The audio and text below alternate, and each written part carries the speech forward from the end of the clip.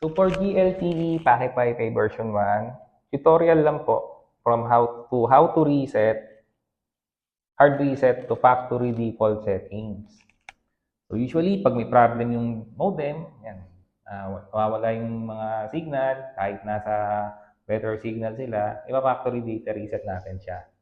And also, pag nakalimutan yung Wi-Fi name or Wi-Fi password, usually Wi-Fi password, nakalimutan yung pag nilagay nila nung nag-change sila ng Wi-Fi password, ito po yung kadalasan, ito po talaga yung dapat gawin natin.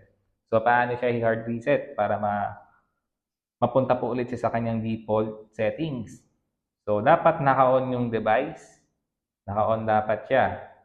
Sa likod, tanggalin natin yung cover. Yan. So, sample lang sample lang po.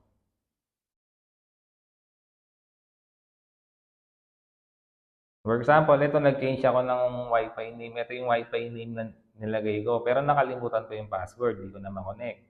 So, ayun, gagawin natin. Hard reset natin. Since tanggal na natin to, kung makikita nyo po dito, ayan, meron po yung reset. And ito po, pipindutin po natin siya using any pin or any matulis na bagay. Huwag na pa mo yung sobrang tulis Basta't ma-point lang po to. So, ito, pindutin natin siya. Yan. Pag napindot natin, ayan, hintayin natin mamatay yung mga ilaw sa icon at pagpula yung battery icon. Kapag ganon, meaning na factory data reset na natin siya.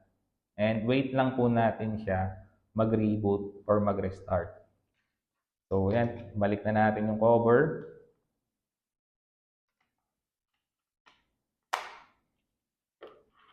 Wait natin siya mag-reboot or mag-synchronize.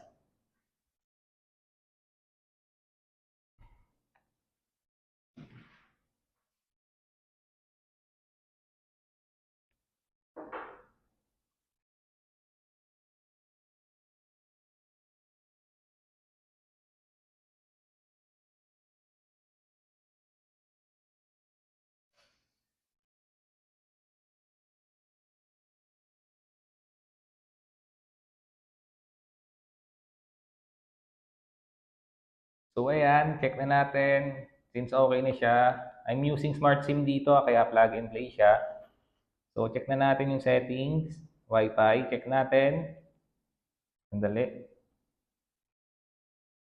So, ayan, check na natin. So, eto na siya, bumalik na siya sa dati niyang Wi-Fi name. So, yung Wi-Fi name, nasa likod po siya. Nasa likod po siya pag tinanggal natin yung battery. Andun yung SSID and Wi-Fi key. So, yung default lang naman na password ng any 4G LTE modem is 1 to 9. 2, 3, 4, 5, 6, 7, 8, 9, and 0. Okay? So, yan. Check natin and click connect. So, ayun.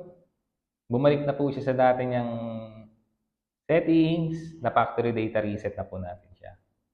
So, ganun na po kadali ang pag-reset ng ating Packet Wi-Fi version 1. Okay?